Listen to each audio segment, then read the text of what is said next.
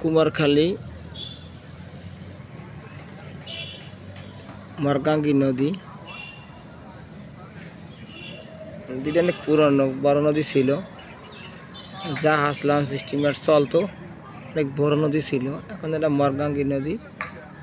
নদীর এক পাশ মরে গেছে, মাঝখানে চর পড়ছে। এখন অনেকে নৌকা দিয়ে মাছ টাছ ধরে, জালেরা জেলেরা। দুইটা নৌকাও দেখা যাইতেছে।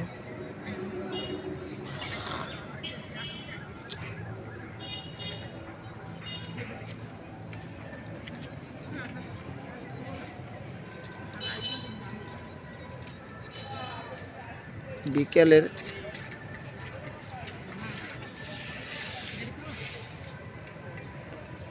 খুবই সুন্দর একটি দৃশ্য।